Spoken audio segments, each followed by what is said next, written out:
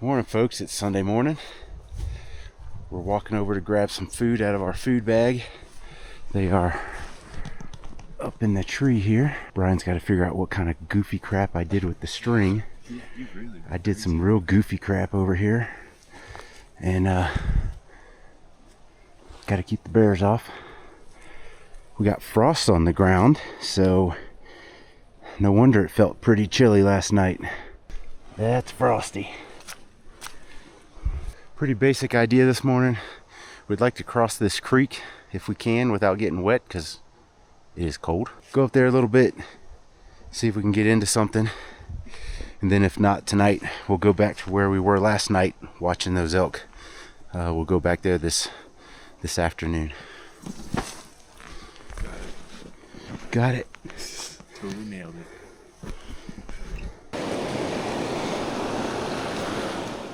We can't just walk across the log because it's a little frosty and wet.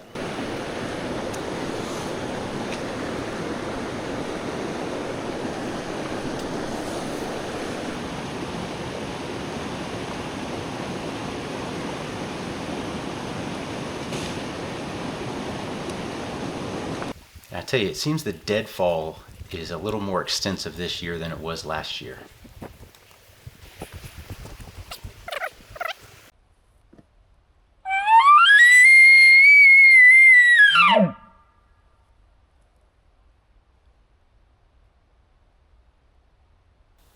We heard a bugle that wasn't too far away, so got to unpack the gun and start getting ready.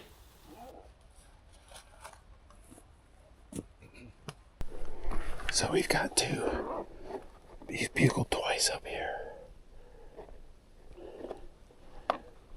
Sounded like he's coming this way. Let's try to keep going, maybe 100 that way. Yeah, because he's not going up and over that. He's going to go around it one way or the other. For the sake of brevity, I'll just tell you that the morning kind of fizzled out. We definitely were never in the game. We weren't in the ballpark really. I'd say we were more like tailgating in the stadium parking lot. Eventually we end up high so we can look and listen, and it was just kind of a dry hole after that. Well, it appears those jokers gave us the slip this morning. Nothing new there, I guess. So we sat up here, did a little glassing, ate breakfast, sat around a little more, do a little listening, and now we're going to head back down, go to the tent. We're going to set up the stove. We don't have that set up. That would have been nice this morning. Probably air out our feet and get ourselves ready to go make a play on those guys at the other place that we were last night, the Chutes and Meadow. That's the saddle. That's the Chutes and Meadow down there. Yep. And this is the meadow. I tell you what, we noticed this morning, it's like so peaceful. Just seems like right now we're the only ones on the planet. No road noise, no airplanes, nothing.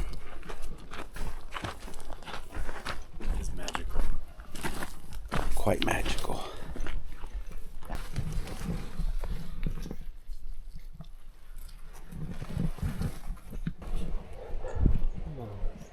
Llamas. You can see the llamas from here. Cooper's laying down, and the other two are eating. This means we have the hardest part of this entire thing still to go. And crossing the creek.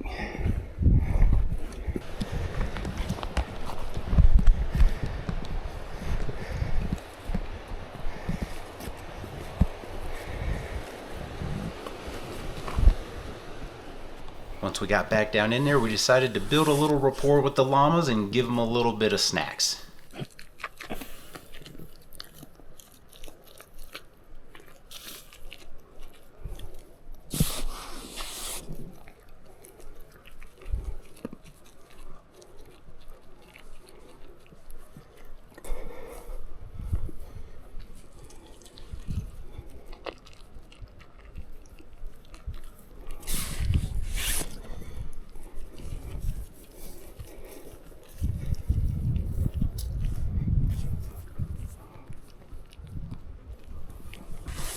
Monarch.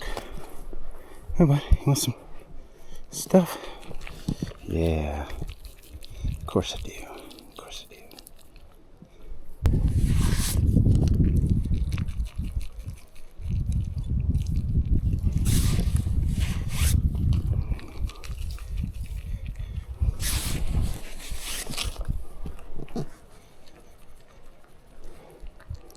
Cooper's on that like a hobo on a ham sandwich. He acts like he hasn't eaten it all. Here, bud, you want another go? There you go. Good boy. Water.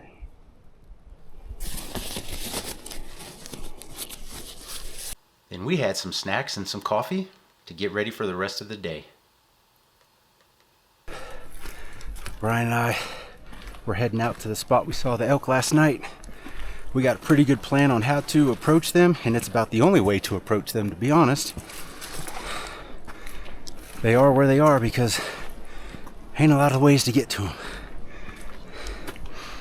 So we'll get there, figure out how to cross this creek, and see what we can come up with this evening.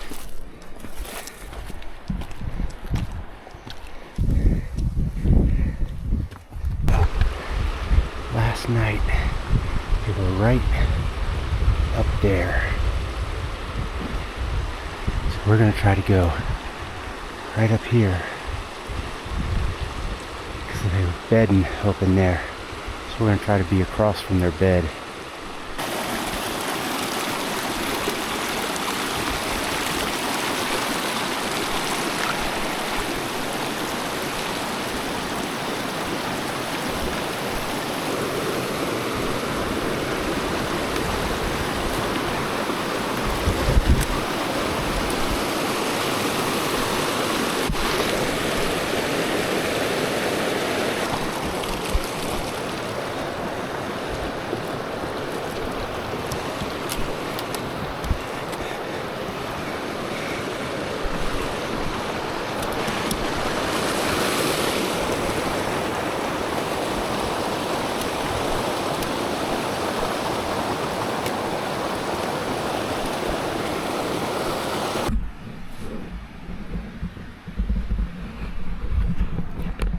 We've crossed the creek and now we're just hanging out down low. We kind of want to go straight up this finger we're on right now.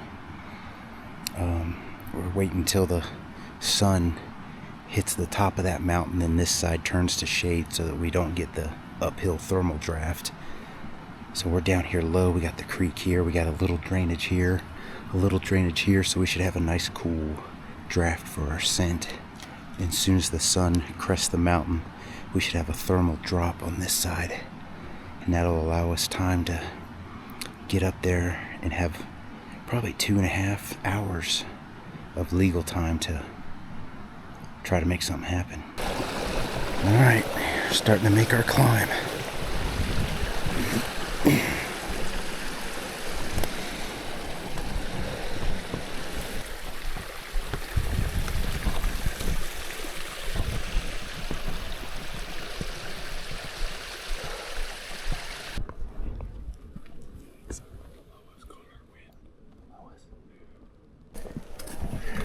Just following some elk trails here.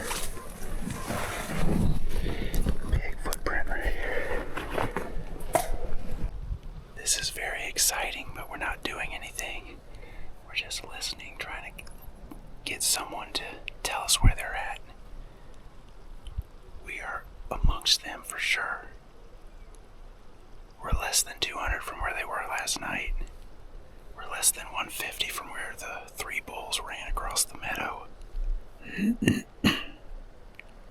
Bugle uphill from us. Okay, go. Where down the open. Oh, yeah. I see him.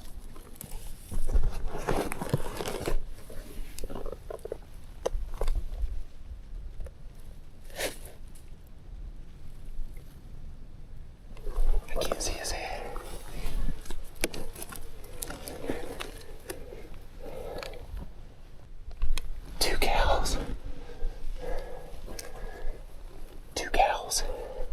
Wait. That's a bull. No, a cow. It's two cows. So the bull's probably following behind them.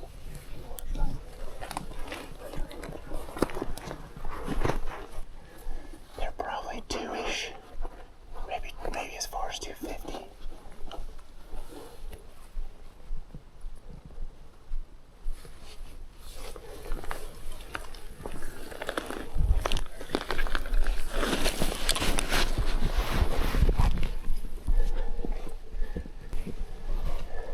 If we go right here, Brian, we got the pine tree between us. Go right here. Do you think we should make a move?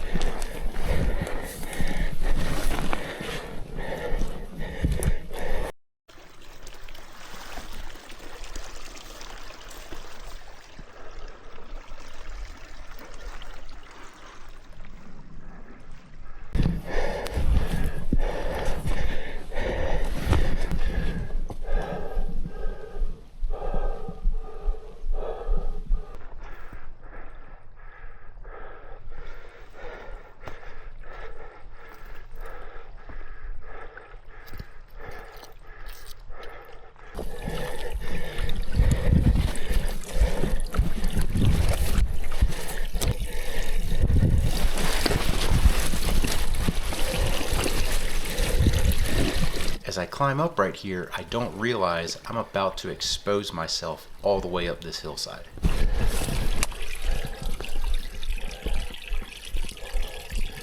And now I'm frozen because there's a bull and a cow looking at me right up here.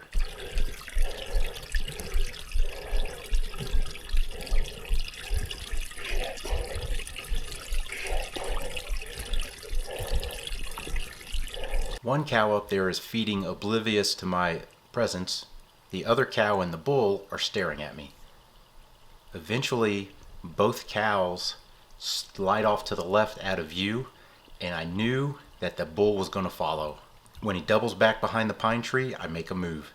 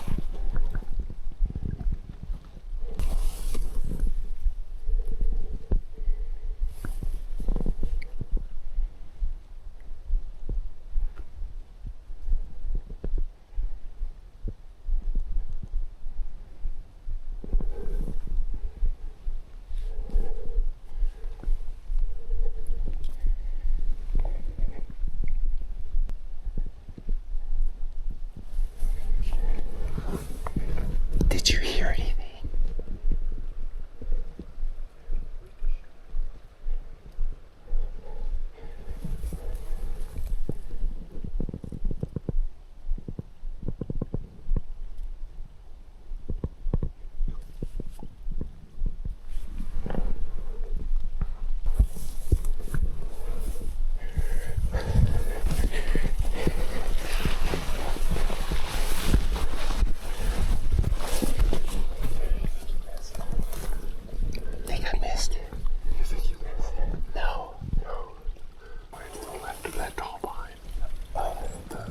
It's in the open. Yeah, he was on the left side of that when I shot him. I didn't try and look because I didn't want to blow it away. Just stay back. I mean, if I heard a ricochet, I mean, that probably means you had a full pass through, but I think we can probably go to the hit site, see if there's any blood. If it passed through, there should be blood on the backside coming out.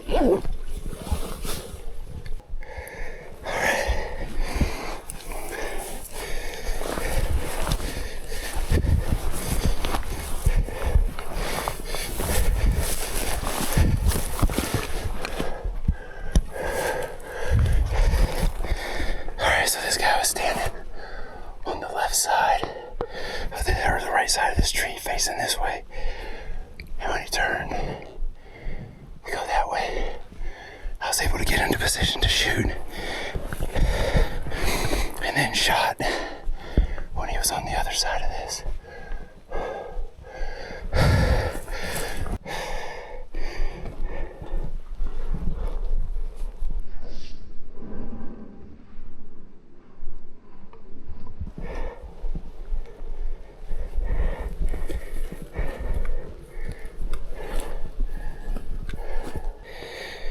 Brian says he heard a ricochet, which isn't good. Right here, you can hear the ricochet and the smack. It's not the thwomp you would hear on when you hit an animal. It's more of a thwack, like I hit a rock.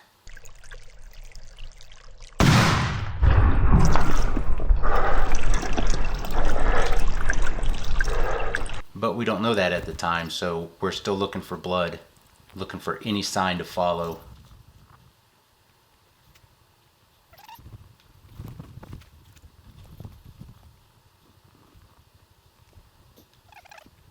And we go into the woods hoping to find an elk, but we just don't find anything at all.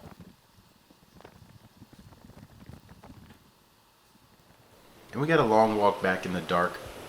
It's quite the gnawing feeling throughout the night until I get to test fire my gun in the morning, wondering if I've got a wounded elk up on that hill somewhere.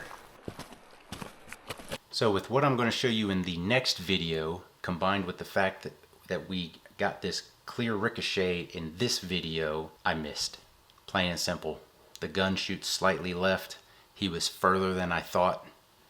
I was tight on his shoulder. I missed. Alright, for clarity, let me show you the target as I left the range before I went hunting. So 100 yards, open sights.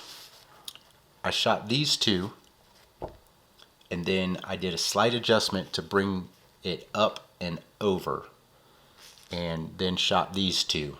I didn't think I could dial in much better than this. This extreme shot over here, extreme distance away from the bullseye, is less than 3 inches. It's like 2 7/8, somewhere between 2 3/4 and 2 7/8 over. So is that me? Is that, I don't know, but this is how I left the range. And this is unfortunately what I did not compensate for, because that bull was more than 100 yards by a little bit. Probably not too much, but maybe in that 130 to 140 range. And if that was the one I shot at him, combined with being tight against his shoulder, I missed. So